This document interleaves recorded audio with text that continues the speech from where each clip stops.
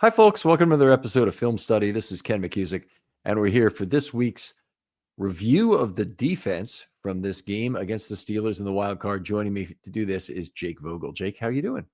Doing pretty well, Ken. How about yourself? Hey, Jake, life is good. We're hopefully having a great month of football here. Ravens are looking good. They're about to have to face almost like a rematch, a re-referendum on the MVP award. Not that the MVP award has actually been decided versus a angry Bills fan group, but the game will actually be decided on the field. Yep, that's the good thing. In a lot of ways, it would probably be nice for some Ravens fans to kind of, put this one on paper, depending on how you view the two teams. But I mean, the game's going to be played, and at least Lamar Jackson and the Ravens, have their own control over it. Yeah, it reminds me a lot of the 2000 game at Tennessee. That game had a lot of hype before it. You've probably seen if you watch the America's game and things like that, some of the things that Billick had said in advance that had been captured, and then they put them on the board and they tried to embarrass the Ravens kind of publicly before the game began. And then the Ravens went out there and kicked their ass. And it was a fairly even game that the Ravens had a couple of very big plays in, is the way to really talk about it. And Tennessee missed a bunch of field goals, but it was a nice, great feeling there. It was, for many years, that was the best in-person experience I'd ever had at a football game. And I'm kind of hoping this Buffalo game is similar. And you get about one every 12 years, and it wasn't the Super Bowl in either case. It was the Mile High Miracle game. It was that 2000 game at Tennessee. Maybe it's this 2024 game at Buffalo. We can hope. Yeah, I definitely hope so. Ravens take the first step, though, against the Steelers. The home playoff game certainly meant a lot to the season ticket holders. We would have loved another one to come right away. Now it'll take a Chiefs loss as well as a Ravens win over Buffalo. Not the likeliest of exactas, but still a possibility. The Texans going in to be the Chiefs is probably the significantly bigger long shot. I agree with that. I would say the Texans defense looked really strong. It was against a Greg Roman coached offense. Some Ravens fans still have a lot of disdain for him. Obviously, what he did in 2019 with Lamar and, a little bit after that in 2020 as well was pretty special. But there has been some shortcomings in his offense, and Justin Herbert definitely showed that as well, just with his own play. But that Texans defense has some really talented players in the secondary, and that could give Kansas City a little bit of trouble. But, just like anyone else, I expect the Chiefs to win. Yeah. Well, I'm in the same place as you. The big thing, the Texans did not match up well against the Ravens because they were very small on defense. And even though they're fast, and Will Anderson's a hell of a pass rusher, and the guy they have on the other side, Danielle Hunter, is very good as well. They're just not big at all. And they're not big in particular because they've got more penetrating linemen than really beefy guys. And the Ravens just pushed them around all over the field. Even a fairly large team like the Steelers, who has some bigger bodies like Cam Hayward and even some of their other guys who are a little softer on the inside, the Ravens really pushed them around in this game. We'll talk about the offense a little bit on the offense show tomorrow, but I thought it was an awful lot of fun to watch the Ravens run the ball straight down the Steelers' throat. I agree completely. I'm looking forward to the Buffalo game, but I do know they have a number of guys back in this one that were not playing in our first matchup this year. But not Stephon Diggs is with the Texans now. The wide receiver has been out the whole year. Yeah. Right. Yeah. Diggs is on the Texans, but Matt Milano was out for a long time for them. And then also Bernard, I believe he was either out for the Ravens game or he got injured during the game. So kind of their whole linebacking core wasn't really out there against us. Well, that's Milano in particular has been a Ravens nemesis for years. I watched him in the game today. He's playing with a brace. He looks like he's playing almost in a Ray Lewis brace to get that arm right. Don't know how effective he will be, and I'll be interested to kind of look at some PFF grades and see some analysis from the game. one of the guys who looked like absolute crap in this game, and again, I'll talk about this more on the offense show. Patrick Queen looked terrible in this game, and it wasn't just a couple of plays where he's put at arm's length by Derrick Henry and then didn't even decide to try and make a tackle on that play, or he's just completely disinterested, disdaining contact the whole night. Tomlin went to the podium and he talked about fatigue being a factor, and there were some bad fourth down decisions were honestly a big part of that. Mm-hmm. But the truth of the matter was, I don't think it was fatigue with Queen. I think he was actually completely disengaged. And I wonder if he might have already gotten some indication from the Steelers that they're not going to pick up his contract next year, because the contract is very favorably written for the Steelers, that they can really get rid of him after 1 year. And I'd be after watching the film from that game, if I were in the Steelers front office, I'd pull the trigger on that right now. I wouldn't bring him back. Yeah. He hasn't been nearly as good as I'm sure a lot of people expected him to be this year. EDC made a smart move. You can only pay one inside linebacker. Roquan didn't really start out the year looking nearly as strong, but despite that, he's played pretty well down the back half of the season, and even made All-Pro honors. I don't know if he was second team or what, but first team All-Pro. I think he's first team. Didn't they have 4 first teamers, and it was Ricard, Lamar, not Derrick Henry, and I think Roquan and Hamilton, right? Or Roquan and Humphrey. I couldn't remember if Humphrey was like a first teamer in the slot. That's how they did it. Right. Yeah. All right. Well, I'll have to go back and look at that, but I thought Roquan was a first team All-Pro. I could be wrong. But they had 6 in total. They had 2 seconds as well. So anyway, outstanding honor for Roquan, whether or not this year he's completely deserving of it. I think there may be a little bit of voter confirmation bias, or whatever you call it, when something like has a shadow effect that lasts for an additional year, kind of thing. That used to be, it would last for 5 years, before PFF came along. So at least that's kind of corrected itself. But this is it's a good benefit for Roquan. Got to think that all these Pro Bowls and all these All-Pro nominations are probably going to cost the Ravens some significant bonus dollars. I don't know that a lot of their incentives were based on that, but they got to have some little amount in there, I would think. Absolutely. And, even outside of that, you just think about the huge year that Kyle Van Noy had, the 10-sack season for Odafe Oweh. That was impressive. And, a number of those guys. I don't know what kind of adjustment there would be for Fa'alele getting an alternative Pro Bowl nod. I don't know if that really counts for anything, but certainly the amount of time he's been on the field playing, that can kind of get into things. Yeah, so he won't get anything for being a Pro Bowl guy, but there is some pool that all the teams have to already pay into that could be paid out, and he could get some additional money from that. And I think he could get an escalator out of that. So he might make instead of making $1 million next year, it might make $2.5 million or something, and that would be additional money. Fa'alele, honestly, we just finished with the offensive line. He looked really good in this game. So we'll see how good things were. The guy who didn't look so great was Ronnie Stanley. Ronnie Stanley had a lot of trouble with Highsmith in this game. I agree. And then on top of that, just the glaring thing watching the game live were the penalties. He had at least 2, I think, false starts, which it's not the worst penalty, but it's still pretty frustrating to see. Yeah. All right. Well, in terms of flipping over the defense and making sure we address this, because there's so much positive on the offense and there is positive on the defense too.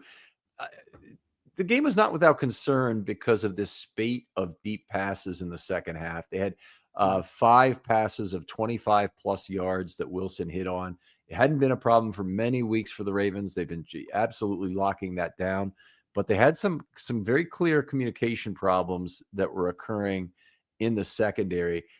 If you want a deep dive into this, take a look at my article this week. It goes through not every single play here, but it goes through most of them. So, the things that happened are Washington. You probably remember allowed that 25-yard play over the middle to Austin where he laid a huge hit on him. I don't really blame Washington for that play. That most of the time that ball comes out when the way he hit Calvin Austin. Yeah. Yep. Austin on that play. But then Tre'Davious White was beaten by Mike Williams, and he committed a worse mistake by falling down at the catch point so that Williams got a fair number of yards after the catch.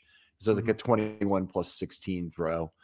Then, of course, Brandon Stevens got beat deep twice. The first one was probably the bigger concern. It was the third play on that first drive where they had three big plays. Went into the end zone to Van Jefferson. It looked like Stevens almost passed the receiver off, but he certainly wasn't playing the kind of sticky man he can play. And you couldn't tell from the TV, but you could really see at the ballpark, Hamilton was pissed. And I mean unbelievably pissed. It wasn't a matter of Hamilton thought he made a mistake, which is kind of what they were intimating at on TV. Hamilton was furious with Stevens over not carrying that man deep. And I think there was an underneath target, might have been Freiermuth in the center of the field that I think he wanted to release to Hamilton. But it's one of those plays that clearly they were not on the same page. And unfortunately, we haven't seen very much of that. It's not a good thing to pop up right now. Right. Yeah, I agree completely. I mean, I'm sure we'll get into the players that were not so good in this game, and Stevens would be at the top of that list. But certainly Hamilton was frustrated. You could see that live at home as well. Yeah, Stevens also allowed a 26-yard play, which was more common, a more big-bodied, back shoulder kind of throw. And that was Pickens. Yeah, it was Pickens right on the sideline. Went up high and got the ball, which is fine. Pickens is going to do that. And he's going to tap in occasionally. But Stevens completely ran by the play because, as Stevens is wont to do, he never found the ball in the air and is highly susceptible to the back shoulder. So Stevens having a tough finish to this year. And I don't think he's looking like a guy who's going to create a big comp pick for the Ravens. Like he has a big contract coming this offseason. I don't honestly know how the bidding will go on him. And I really wonder whether the Ravens would even be interested in retaining him at this point, or whether they feel like they need to move on. Yeah, my opinion is that the Ravens probably let him go somewhere else. Maybe they could get like a 7th round comp value, which probably comes out in the wash ultimately. But it's been a tough year for him where, coming into this year, we were talking about, he looked like a guy that the Ravens might want to sign early. And man, that's just really gone poorly for him. Yep.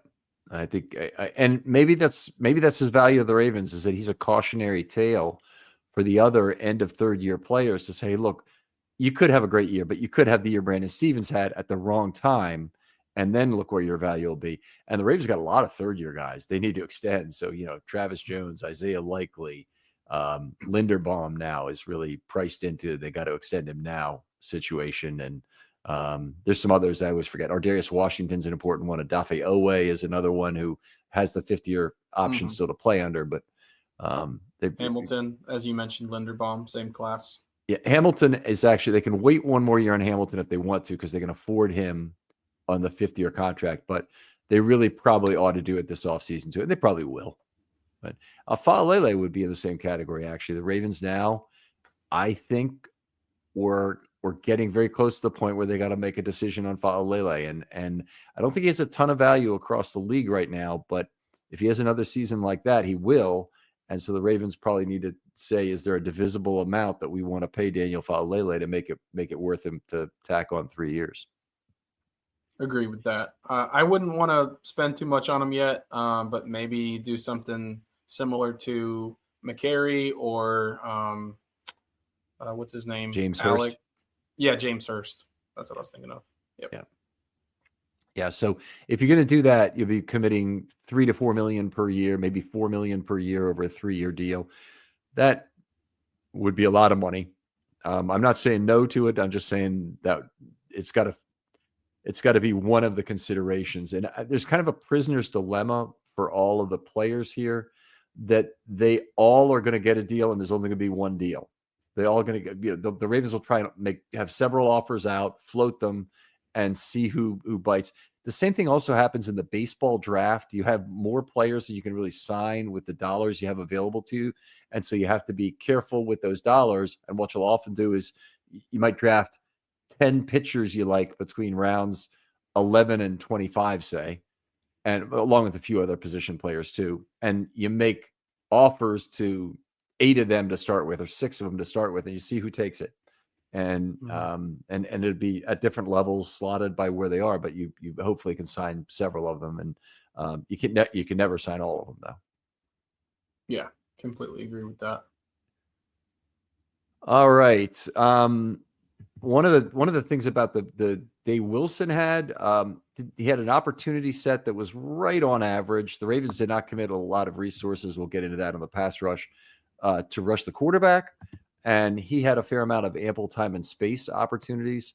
But this was the first time since week 10 that the coverage unit really did not perform well, meaning that the quarterback significantly outperformed his opportunity set. And in this case, Wilson outdid it by about 52 yards in this game. And that was honestly very disappointing. This is the wrong time for this to be coming along. And it's not a very good team. It's not the kind of team you would figure in this weather would be able to do that to the Ravens. Yeah, I completely agree. It was frustrating to see the coverage really just kind of fall apart there in the third quarter, primarily. Fourth quarter tightened up, at least in the second half of that fourth quarter. Yeah, but yeah, it really was the third quarter, wasn't it? It was the big problem. I always make a trip over to the opposing boards to see what they're talking about after a game like this. The Steelers fans, probably no topic is consuming them more right now than trying to get rid of Mike Tomlin. And unlike the Ravens' small vocal minority that wants to get rid of Harbaugh, and I realize how small this minority is now because I can't get anyone to come on a pod and really talk as a panelist or make a good pros and cons list that says Harbaugh should be fired. By the way, if you're out there, DM me on Twitter. I'm trying to look for people who want the fire Harbaugh side. Everybody's coming out pro Harbaugh. I need people who want the fire Harbaugh side and really want to present that and say, look, he hasn't done A and B and C and D. And while I accept the fact that he did F and G, I need him to do more of these things, or we can get that from somebody else, kind of thing.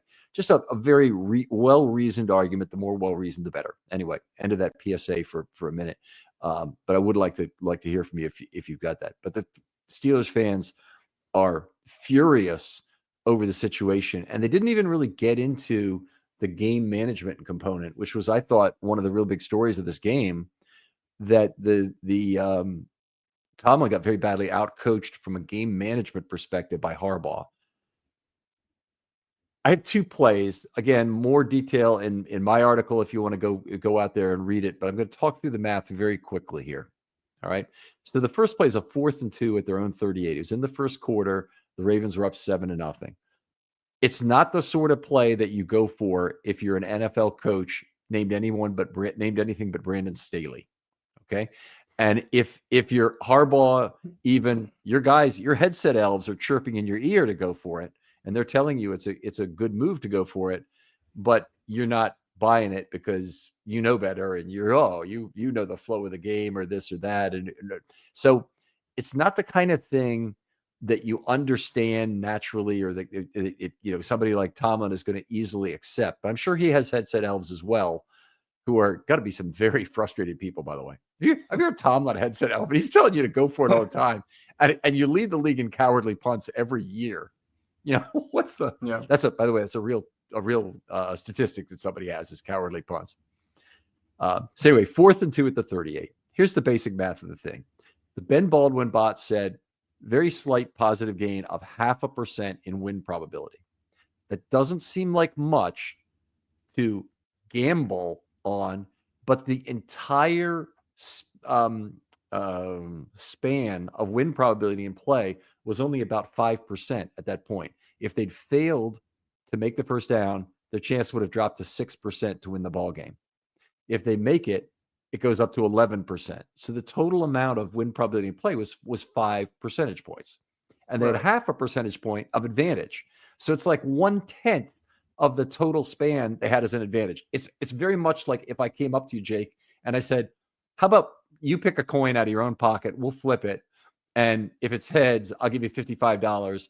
And if it's tails, you give me $45. It's too good a bet to pass up. Right. You'd be all kinds of suspicious about what kind of crooked I was, but it's too good a bet to pass up. And that's what Tomlin did basically on that 4th and 2 situation. And the problem is people will say, no, it's just being conservative and you want to do this, you want to do that. There's risk in every direction. And the risk really bore its way out by the fact that they missed on 2 4th and short situations where they had a great opportunity to increase win probability. And then they end up at the end of the game going for it on 4th and 15. I mean, what's the logic in that? Is, Right. it's just you didn't know that was coming, but you also let the game get away by not going for these easy 4th downs early in the game. There's one other thing about this that I got to say, and then I want to hear your thoughts on it too. The 4th and inches that they didn't go for, there's after that great stop by Ardarius Washington on Freiermuth, by the way. Mm-hmm. Oh, for sure. Yeah. But that 4th and inches, Ben Baldwin bot didn't even produce anything. And I think the reason is it's less than a yard. So the distance that he needs, whether it's, 6 inches or a foot or 3 feet, it actually matters. So in terms of what their percentage chance was to make it, so the bot doesn't want to estimate it if it's under a yard kind of thing. And so it would have been a big pickup in win probability. And for some reason, Tomlin thought, and the announcers were actually clowning on him for that one.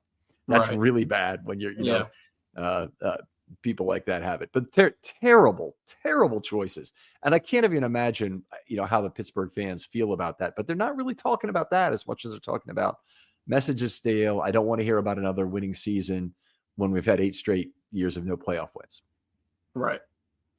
Yeah, it's a tough situation. I agree with you. Tomlin makes some pretty boneheaded decisions when it comes to punting and just game management. I think a lot of it kind of goes into what they've had at quarterback over the past 5 years. But regardless, he could do a better job. I mean, I think on that 4th and really short, I mean, you just put Justin Fields in there or even Russell Wilson and do the tush push, and you're probably going to get it, even though I think the Ravens are going to give their best effort. That's a tough play to stop. And punting there definitely was a cowardly move. Yeah, it's a strange one. The other thing that Tomlin talked about in his press conference too is he said, as the game progressed, we were on the field for too long defensively. We couldn't get off the field, and fatigue became an issue. Well, there were some other things going on besides fatigue, as I mentioned with Patrick Queen, but he is not an innocent bystander to that fatigue. By not going for it on 4th down, he allowed the Ravens to run additional plays relative to the Steelers. Right. And there's two sides to that. The first one is you punt the ball away and you give the ball to the Ravens on the 5-yard line or whatever it was, and they drive 95 yards for the touchdown. First of all, that's a ton of plays in itself, but the trade-off on one of the redraw values of not making it if you go for it on 4th down is that you give the Ravens a shorter field with fewer plays and you don't get your defenses tired. And that doesn't even enter the calculus for him.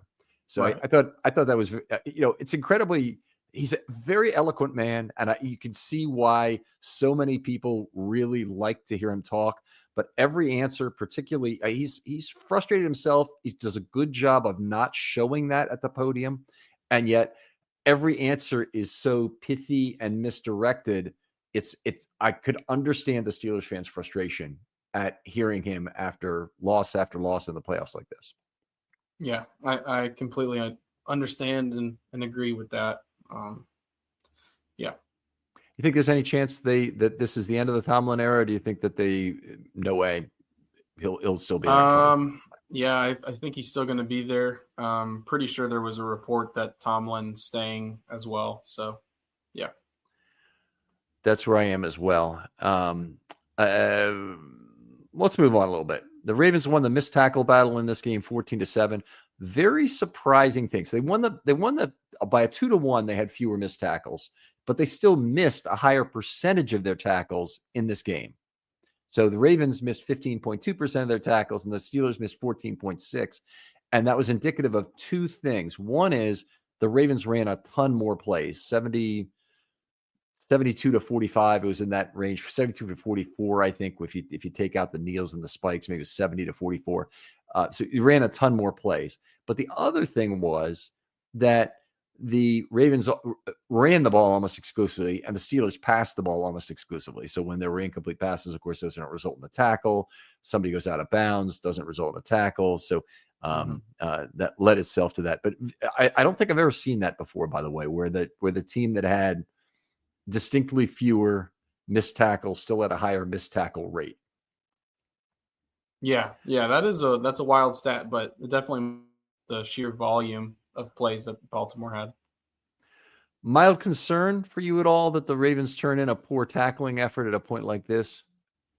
Yes, definitely a concern. And I think a lot of those missed tackles were on running backs. Certainly some on running backs wide on receivers, pass plays, right? Down the field. Yeah. Yes, on pass plays. And I think that particular skill set and design is something that Buffalo likes to use a lot. So, seeing that in this game and then kind of forecasting this upcoming game against Buffalo is a little bit scary. Yeah, I think that's a really good point. I did see the opening line on the game against Buffalo is Buffalo -1.5. I know a lot of people were saying they thought the Ravens would be favored in the game. Jeremy Kahn, in particular, came out very strong that the Ravens would be favored. He still thinks the line will move, but that's an interesting one. It's not much, It's 1.5 is almost a pick 'em in today's NFL. The way that people always try to tie a football game, but it's something, and we'll see how that plays out. I think it's a positive for Baltimore. Anytime that you get to be the underdog, even though it's not much of an underdog going to an away stadium and it only being a 1.5, favoring Buffalo, it basically is saying, we're kind of favoring Baltimore here, but they have the home field, which is kind of 3 points more or less. So, but still, I'm glad that Baltimore's, not going in as a 3-point favorite right now, and Buffalo's going to have this huge chip on their shoulder.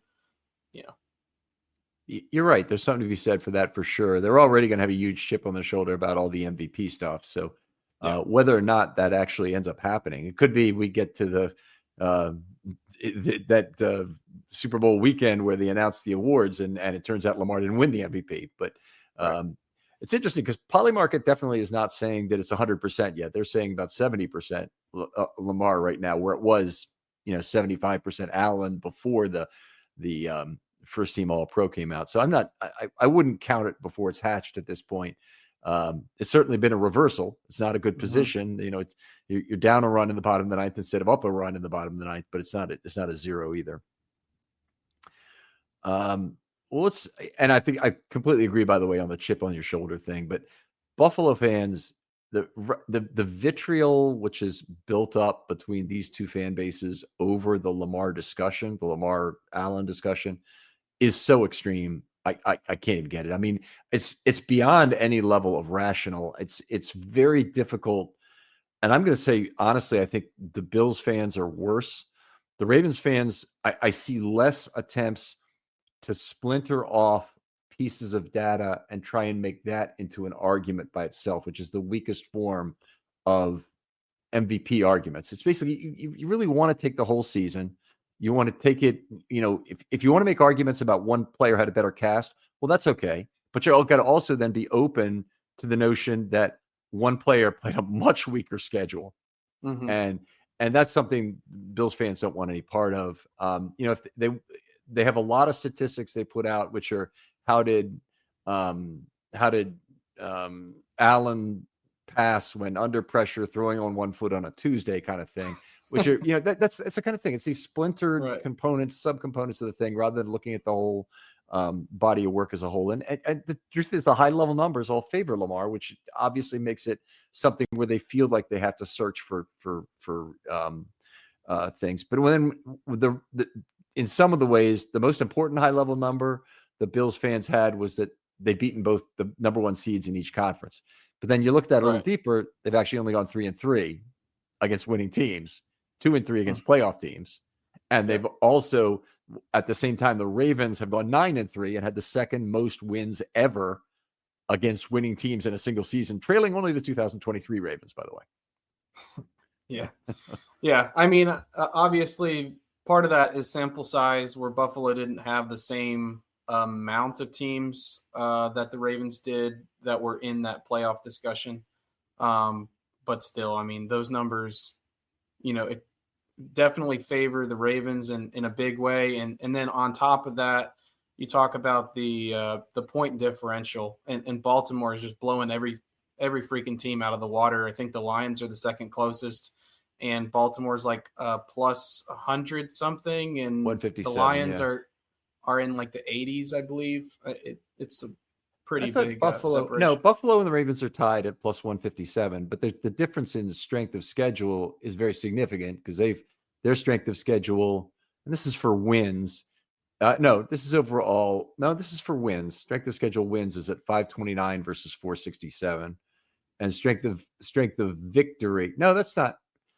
Strength of schedule for wins is just your strength of schedule. That's what that is. It's 529 versus 467. Strength of victory is how many wins do the teams that you beat have this season, and there the Ravens hold a 525 to 448 advantage. So the points are important, but if I'm looking at that, I've got to look at the schedule and say, who did you run up those scores against? And say, the Ravens have just played a tougher competition, a tougher, more competitive schedule. And yeah, it's great to win your division every year if you play in the AFC East or in the AFC South, for that matter, Houston. And it's just, yeah. All right, let's keep moving. I don't want to hold us up for too long here. Let's talk about the third down. The Steelers were 1 of 5 in the first half, which is a great start for the Ravens. But then they did go 4 of 6 in the second half on third down, including 3 in a row with long pass plays on that first touchdown drive. Were you worried at that point in the game? I mean, that early, I don't think I was worried on their first drive necessarily of scoring, but certainly them being able to convert big plays didn't bode well for the defense. I said, okay, here we go again. The defense is going to fail, but that means the offense just needs to play aggressive as they should in general. I am not a big fan of playing not to lose, and I think the Ravens got a little too conservative in the game, but you can't fault them when they're running the ball so well. So it's kind of a catch-22. But yeah, I think after one score, you're feeling okay, but after the second, then you're like, okay, this is becoming too much. So they scored to make it 21-7. Then the Ravens responded with the 4-play drive for the score, and then the Steelers scored again, which was on the long play to Pickens on the right sideline, right where he got up between Washington and Wiggins. Wiggins. Yeah, it was Wiggins and Washington. Yeah. It was kind of a bad play for both of those defenders, but fortunately, it didn't end up being the end of the game. I don't like being super conservative either, but on the other hand, I really love it when you can just impose your will over a team that knows the run is coming, can't do a damn thing about it. Yeah. It's definitely a fine balance. Seeing 3 runs in a row is great when you get the first down, and it's really frustrating when you have to punt. Yep. Good point. There's kind of the two sides of that coin. Yep. They allowed only 2 first downs by rush this entire game. They only had 10 runs that were not kneels, and they had a long of 5 in this game. And that was something I think we looked at this game and said the Steelers, if they're going to be effective against the Ravens, are probably going to need to run the ball effectively and break some tackles with their 2 big tackle breaking backs. Mm-hmm. Yeah.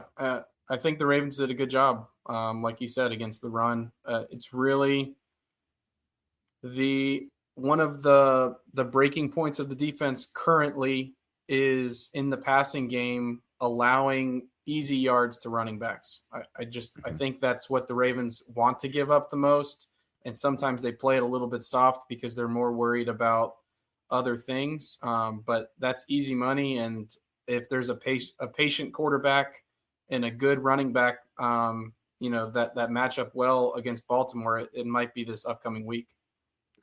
They're trying to take advantage, I think, a lot of Harrison when he plays off ball. Is Hmm. he's a kind of a slower recognition linebacker in terms of getting into the spot he needs to cover a running back.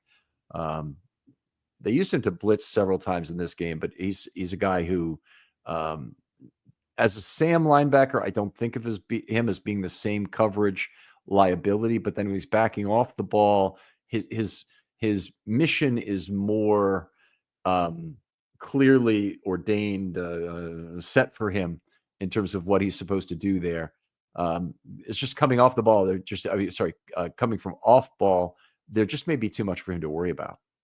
Yeah, and I think Pittsburgh did a good job a number of times keeping the Ravens' heavy personnel on the field, which includes Malik Harrison. And some of the defensive linemen that you don't necessarily attribute with pass rushing success, like Broderick Washington, Brent Urban, Michael Pierce. Mhm. Those guys were on the field for multiple plays in a row on different occasions, and the Steelers were able to pass out of that, with some success. Yeah. Yeah, Pierce had a pretty good game as Yeah. in total with what he accomplished. No defensive fouls for the Ravens in this game. They had 3 false starts on offense. One of those stalled a drive. I think that was Rosengarten's, but they had no defensive fouls, and it's been a while since they've been in that position. They may have had one other game this year where that was true, but that's an exceptional game. Yeah, absolutely. Anytime that you don't have a DPI or a roughing the passer is a good day. We've talked a little bit about the inside linebacker position already, but is there anything about the way they're using Board and Harrison and switching for more on Board on passing downs, and then they still have Board in there on first down when they need Harrison as an outside linebacker, which is kind of a very weird package quirk that Hmm. I've never seen for another team. It's just amazing. This is the Ravens. This is happening with. Yeah, the more I see of Board, the more comfortable I am with him as the second inside linebacker. I still don't really love the Ravens position group there. I mean, Roquan is good. He still may struggle a little bit in coverage, but Board is clearly the better option over Malik Harrison, and they're not even using Trenton Simpson. I don't know if he's hurt, or I know just for a while this season they haven't even gone back to him at all. So I think it's pretty much going to be Roquan and Board going forward in the obvious passing situations. Yeah. Yeah, I would agree. And in really obvious passing situations, like when they get to 3rd and 9, they just go to a dime package anyway and take Board off the field. So Board is a guy that, 2nd and 10, whatever. It's almost like the old Donnell Ellerby role. They used to have McLean on first down, Donnell Ellerby Mm-hmm. on 2nd and 10, and then a dime package on 3rd down. It's a little bit like that. You mentioned Trenton Simpson, and he's a guy I'm wondering, where does he stand with the organization at this point? Have they basically given up on him? Like they might draft another inside linebacker, or are they at a point where they're still hopeful, but there's something that's a year away? I don't hope that it's an injury. Obviously, he's still out there playing special teams for the Ravens. So I don't really think it is. But the only time he's gotten in recently in the last 4 or 5 weeks now is if it's at the end of a game and he plays like the last series. Mm-hmm. Yeah, I mean, my opinion on that, since I don't know the ins and outs of the organization, um, is that the team will definitely consider drafting an inside linebacker, but there's still hope in this young player's career to develop. I mean, you look at so many guys in Ravens history that it took 3-4 years to really get going, and he was a young prospect as it was. So I think there's still a chance for him, but if there's a good inside linebacker staring at you in the third, fourth round, I think the Ravens might pull the trigger and at least add competition. Right. Yeah, that's where I'd be. It's not like, honestly, either of the guys in Harrison or Board couldn't be beaten out for their job. Harrison, because of his role on special teams as well. And by the way, Board is now wearing a captain's patch. He was one of the 6 guys awarded a captain's patch. And I thought that was interesting that he got one over Harrison, because he would have seemed like the logical choice. But Wallace and Harrison would be my bets to get the 2 qualified veteran contracts that the Ravens can assign next year. Now, they don't always use them all. They don't always use all of them. They might not have to pay that for Wallace, for example, but if they do, it provides them additional negotiating friction in terms of them leaving town or not, if they can pay an extra $1 million that doesn't count against the cap. Yeah, that's really interesting. I hadn't even thought about that for Tylan Wallace, but he has been, a positive player on offense this year, in a number of points, including this game on that, what was it, like 2nd and 20 because of a holding call, and he gets 21 yards, which is, fantastic. So, I'd be all for it, bringing him back on a, inexpensive deal, and, he can compete and kind of have the same role that he's in right now.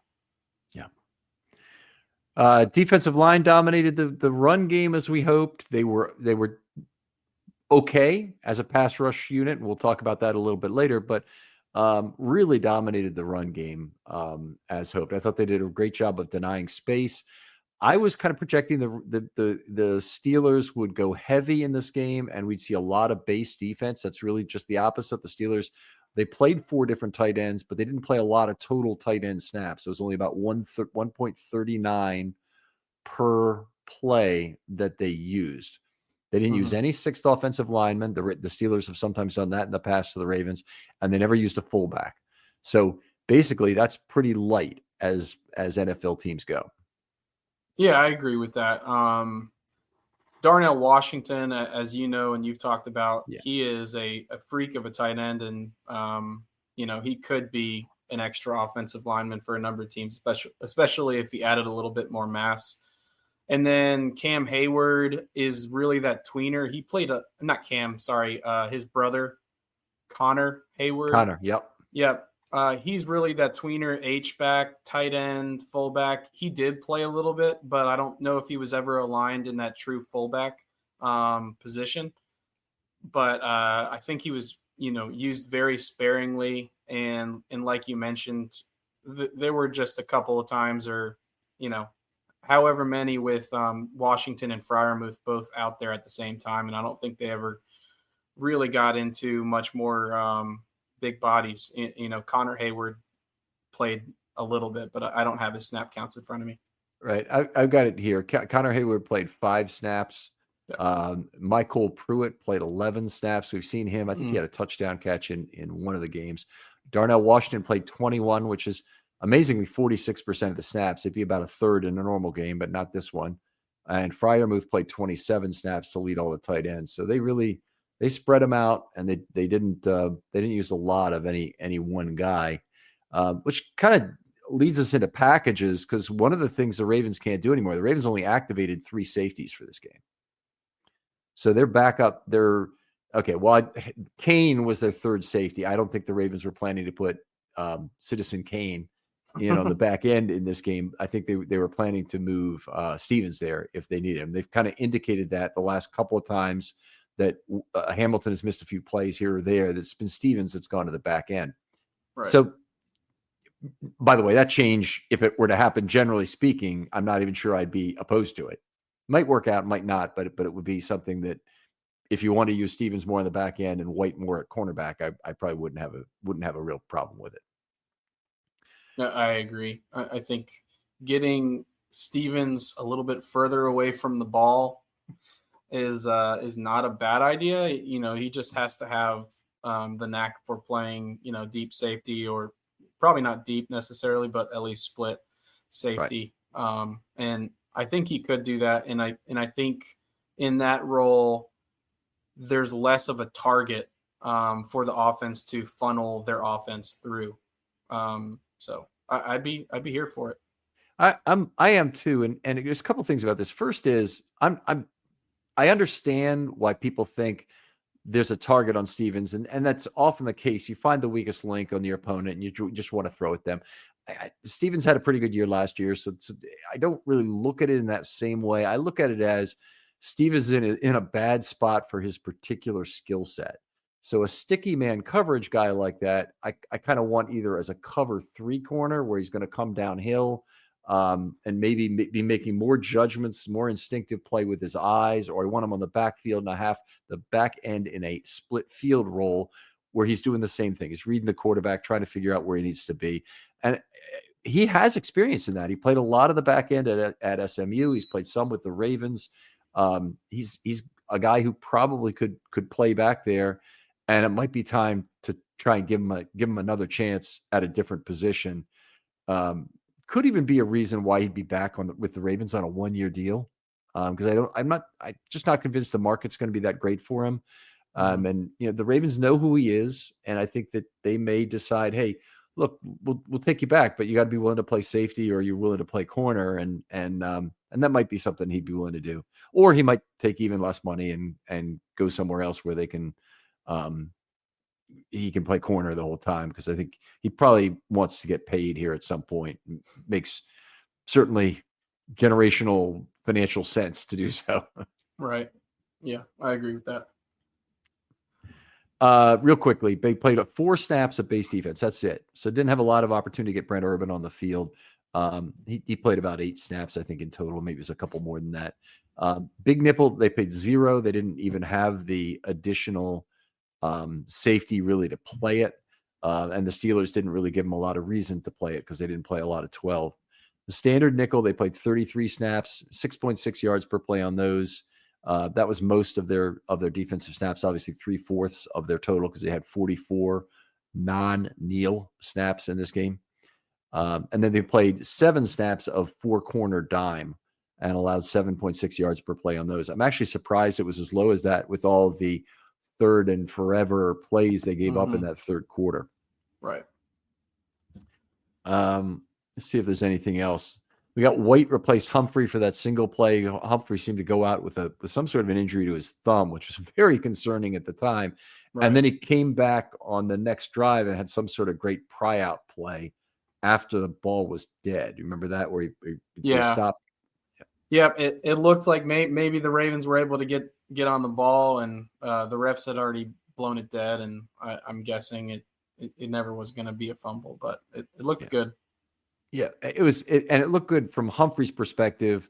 I didn't actually see if it was his same hand, but that's probably a dominant hand thing. Like, I can't even imagine trying to go in with my left hand and trying to force a fumble. I'd be going clubbing with the right hand, and I think that normally pass rushers club with their dominant hand to try and get home against a quarterback.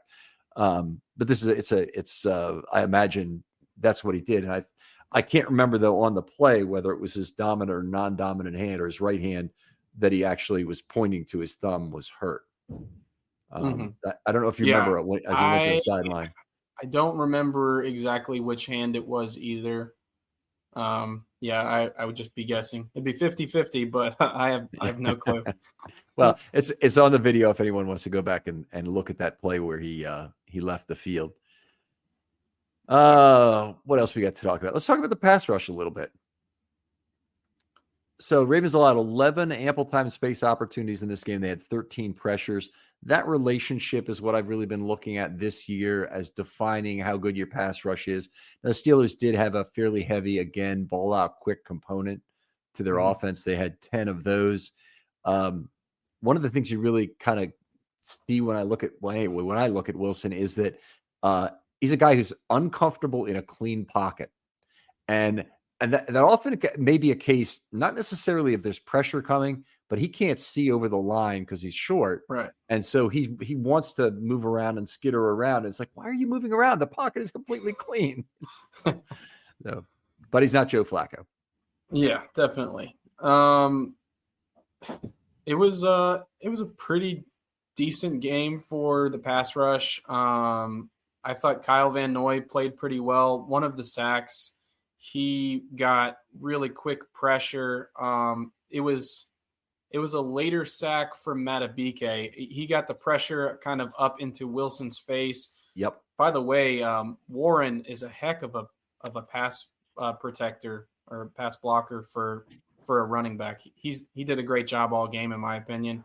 So yeah, he got Kyle Van Noy in there, but the pressure forced Russell Wilson out of the pocket to the offensive left side, and Matabike's pursuit was just really fast, and he was able to sack Wilson on that play. But most of this game, I'd say that the sacks were very much intertwined with the coverage. I don't know how many of them were super quick sacks where coverage wasn't necessarily the focal point. I think that they worked hand in hand like usual, but good game for Matabike in terms of, getting home. He had the 2 sacks. Owe was really good in this game as well. I think he graded out extremely high for PFF. He might have been the number 1 guy for the Ravens. And then Michael Pierce, as you mentioned earlier, he had the sack early in the game. Nice cleanup sack. Yeah, I mean, solid effort by the guys. I thought Tavius Robinson never got home, but he had some good pressure on Wilson, as Wilson was trying to escape to the right a number of times. But yeah, I thought it was a solid effort. And, there's some defensive linemen that did their job too and don't get as much credit, like Broderick Washington. I thought he played a really good game against the run. He had a nice pass deflection. And Travis Jones did his thing. He just didn't get any major pressures in there. Yeah, I've got one pressure for Jones. He also had a quarterback hit, by the way. It was off screen, but it was in the game book, so I'll trust that it was recorded properly. I want to go through the ATS BOQ pressure thing. Ample time and space, 11 plays, 32% of the time they had ample time and space, which is a little too high. Then Wilson threw for 10.5 yards per play on those throws. There's 1 sack in there. You mentioned there being some late sacks in the game. The late sack that occurred was a late leaving of the pocket where it ended up being an S0 where he kind of reached out to the left sideline, but Matabike chased him right at the line of scrimmage for one of the sacks. And then the other one, I thought the same thing about you on the fast Matabike sack on that S-8 where the initial pressure came from Van Noy. I could not believe how quickly Matabike got off his man and onto Wilson. It's like, I don't think Wilson can outrun Matabike at this point in his career. I think there was a time. Yeah. But Matabike is just, he's as quick as can be right now. He's a cat out there. Yeah, I completely agree. I think he's a special player that the Ravens have. Despite his numbers really falling back down to earth this year, his athleticism has not gone away from last year. And it's a real weapon as you get into the playoffs to have a defensive lineman.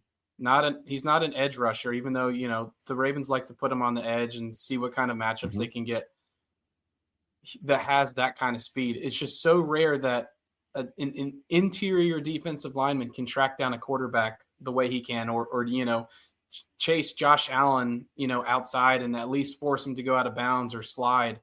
It's, the Ravens haven't always had these kind of guys. The defensive history and, the talent that Baltimore's had is, obvious and evident, but it's rare to have a player like Matabike that has that speed and athleticism and can really, chase athletic quarterbacks.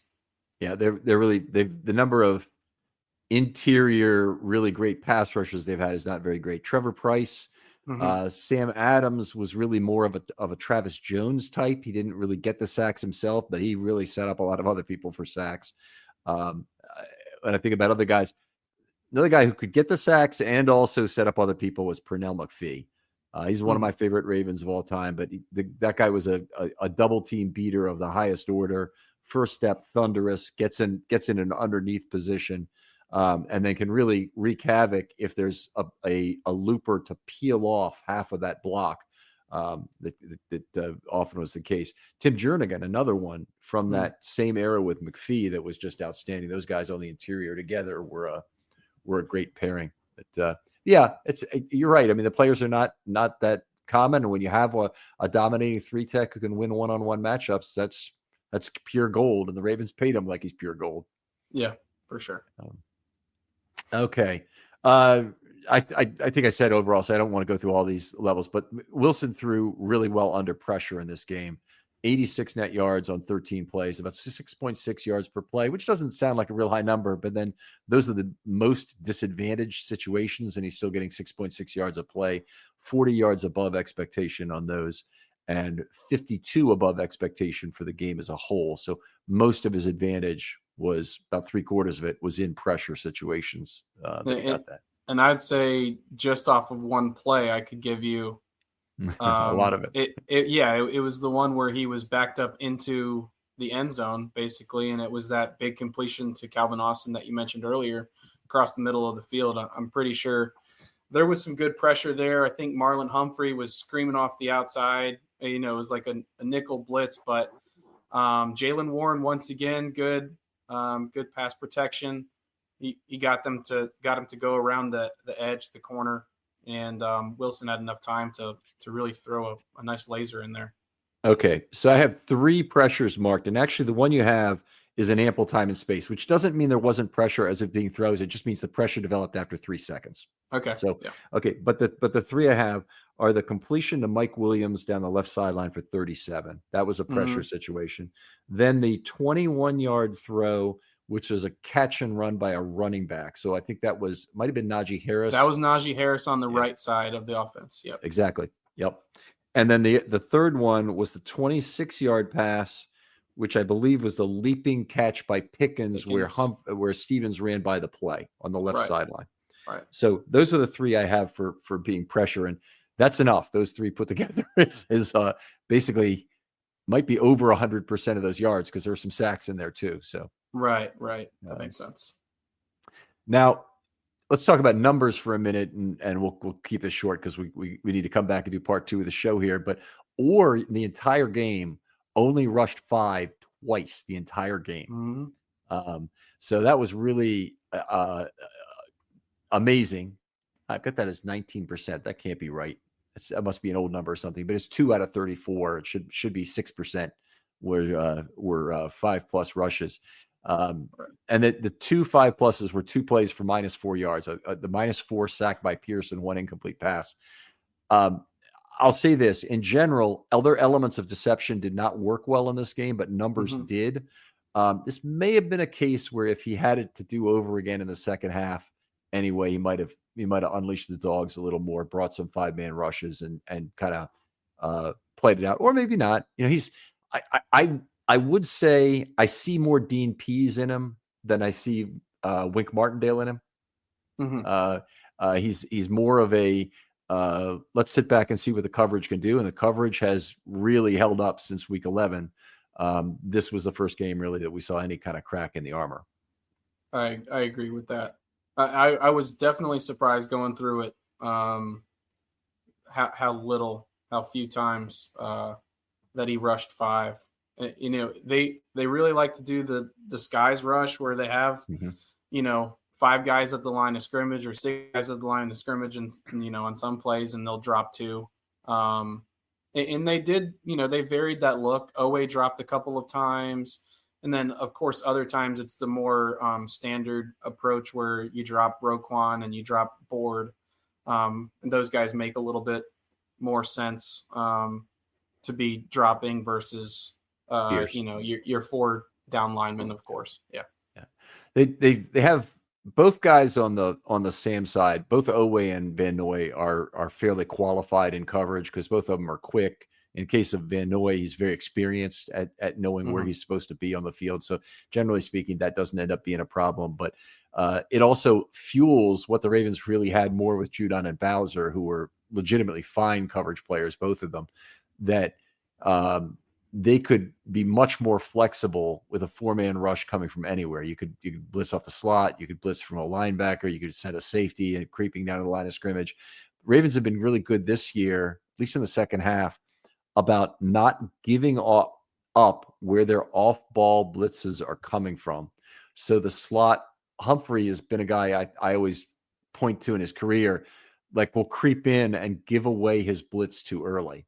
But they haven't done that. They've done a good job of maintaining their feet set in the middle of the field when they're coming from linebacker and keeping them guessing until the last moment. And I think that's been good.